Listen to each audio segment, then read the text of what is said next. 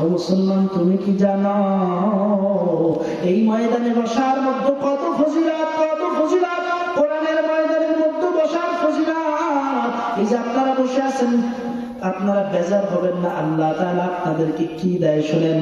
গোটা মাঠের চারো সাইড থেকে রহমতের ফেরেশতা দ্বারা আল্লাহ বেষ্টনী করে রাখছে। সুবহানাল্লাহ বলা যাবে? শুধু তাই নয়, একটার কাঁধের উপরে একটা, একটার কাঁধের উপরে একটা, আরেকটার কাঁধের উপরে একটা, এইভাবে আল্লাহর আরশে আজিম পর্যন্ত পৌঁছায় গেছে। আমার আল্লাহ ডাক দিয়া কয়, বান্দা ফেরেশতারা তোমরা এভাবে কেন ওই ময়দানটাকে বেষ্টনী করছো? ফেরেশতারা ডাক দিয়া কয়, ও দয়ার মালিক, ওই ময়দানে আপনার কিছু সংখ্যক বান্দা কোরআনের কথা শুনতেছে। এই কথা বলার পর আমার আল্লাহ তাআলা বলেন, কোরআনের কথা শুনে তাই নাকি? বলে হ্যাঁ।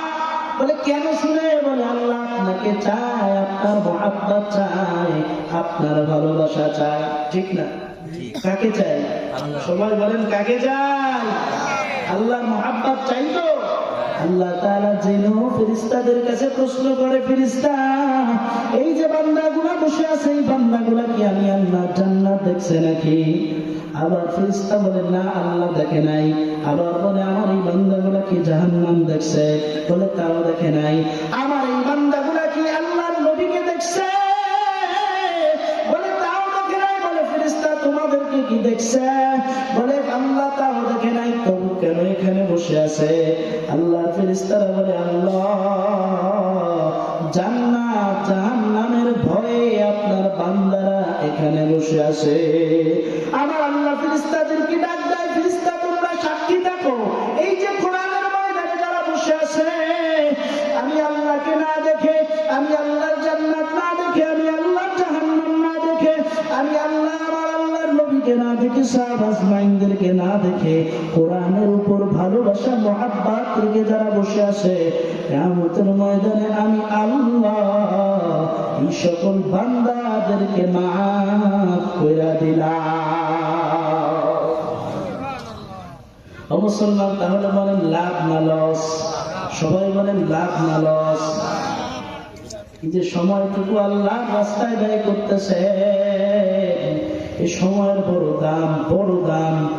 ও মুসলমান, আল্লাহর নবী বলেন আপনার সময়ের কত দাম। সংক্ষিপ্ত আকারে শুনেন, আপনার সময়ের এত দাম। কেউ যদি একবার সুবহানাল্লাহ পাঠ করে, কি পাঠ করে? সুবহানাল্লাহ পাঠ করে। কতটুকু সময় সুবহানাল্লাহ পাঠ করতে? 1 সেকেন্ড বা 2 সেকেন্ড। আল্লাহর নবী বলেন এই সুবহানাল্লাহ যদি কেউ পাঠ করে, জান্নাতের মধ্যে আমার আল্লাহ এমন একটি গাছ তার জন্য তৈরি করে দেয়, যেই গাছটা এত বড় হয়, এত বড় হয়।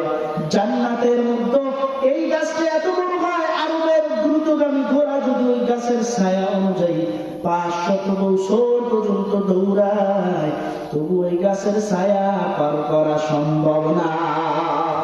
এজন্যই তো আমার আল্লাহ বলেন যে আমি মুমিনের জানমাল দ্বারা, মুমিনের জানমাল দিয়ে জান্নাত তাকে দান করলাম। মুমিনের জানমালের বিনিময়ে আমি আল্লাহ তাকে জান্নাত দিব। বলেন না সুবহানাল্লাহ? ও মুসলমান, জান্নাতের নাজ নেয়ামত কেমন তুমি জানো? দুনিয়ার মানুষ, হে যুবক ভাই, দুনিয়াতে একটা নারীর জন্য তুমি পাগল, একটা নারীর জন্য পাগল, নারীদের জন্য পাগল। কিন্তু জান্নাতের মধ্যে আমার আল্লাহ এমন একটা হুর বানায় রাখছে, একটা হুর যদি আসমান ফুটো করে জমিনের দিকে তাকাইতো, আল্লাহর নবী বলেন দুনিয়ার কোন যুবক কোনদিন বিবাহ করত না।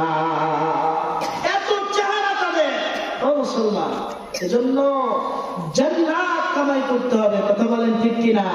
যদি জান্নাত কামাই না করতে পারেন এই দুনিয়াতে যদি জান্নাত কামাই করা সম্ভব না হয়, মুসলমান শুনে রাখো, দুনিয়াতে তুমি আল্লাহর ইবাদত বندگی করতেছো না, আল্লাহর সাথে নাফরমানি করতেছো, তুমি যদি এই অবস্থায় মারা যাও, তাহলে ওই অবস্থায় মারা যাওয়ার সাথে সাথে যখন দুনিয়ার মানুষ তোমার লাশটা নিয়ে গোসল দিয়ে কবরের মধ্যে রাখবে, কবরের মধ্যে রাখার সঙ্গে সঙ্গে কবরের দুইজন ফেরেশতা আসবে, মুনকার নাকির। যেই ফেরেশতারা যেই ফেরেশতারা কথাও বলতে পারে না, এমন ফেরেশতা আসবে এবং সওয়াল জবের ফেরেশতা আসবে। সওয়াল জবের ফেরেশতা প্রশ্ন করবে, মান রব্বুকা, তোমার রবকে। তুমি যদি দুনিয়াতে ভালো আমল করো তুমি জবাব দিবে আমার রব আমার আল্লাহ। মান দীনুকা, তোমার দিন কি? দুনিয়াতে ভালো আমল করলে জবাব দিবে আমার দিন ইসলাম। আবার প্রশ্ন করা হবে, মান নবিয়্যুকা, তোমার নবী কে? যদি দুনিয়াতে নবীর সুন্নাহ অনুযায়ী চলো, ইবাদত বন্দেগী করো, তাহলে নবীকে দেখার সঙ্গে চিনে ফেলবা, ইনি তো আমার মায়ার নবী। আর যদি দুনিয়ায় ভালো আমল না করো, উলামায়ে কেরামের খিদমত না করো, তাবেদারি না করো, দুনিয়াতে নামাজ ছেড়ে দিয়েছো, ইবাদত বন্দেগী ছেড়ে দিয়েছো, কবরে যাওয়ার সঙ্গে সঙ্গে প্রথম প্রশ্ন করা হবে, মান রব্বুকা, তোমার রব কে? তুমি বলবে লা আদরি। মান নবিয়্যুকা, তোমার নবী কে? তুমি বলবে লা আদরি। মান দীনুকা, তোমার দিন কি? তুমি বলবে লা আদরি। এই কথা বলার সঙ্গে সঙ্গে কবরের দুই পাশের মাটি এমন জোরে চাপ মারবে, চাপের সঙ্গে পাঁজরের হাড্ডিগুলো চুরমার হয়ে যাবে রে মুমিন। ওই কবরের মধ্যে একটা নয়, দুইটা নয়, 99টা সাপ।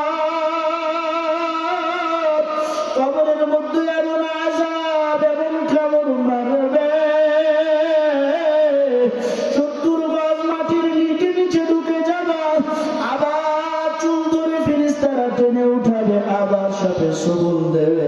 এ দুনিয়ার মানুষ ক্ষণস্থায়ী এই জিন্দেগিতে বেশি দিন বাঁচবে না রে বাবা। এজন্য আল্লাহর ইবাদত করে, জিকির আজকার করে যদি দুনিয়া থেকে যাইতে পারো, তোমার আমার জন্য সুখের জান্নাত। চক্ষু দুইটা বন্ধ করে আমার রবকে একটু ডাকাও, আমার রবকে ডাক দাও, আর আমার আল্লাহকে বলো, মনে মনে বলো, আল্লাহ গুনাহ করছি আর করবো না। আয় আল্লাহ, যত গুনাহ করেছি আর করবো না, এই মাহফিল থেকে সিদ্ধান্ত নিলাম, আয় আল্লাহ আর নামাজ ছাড়বো না, আর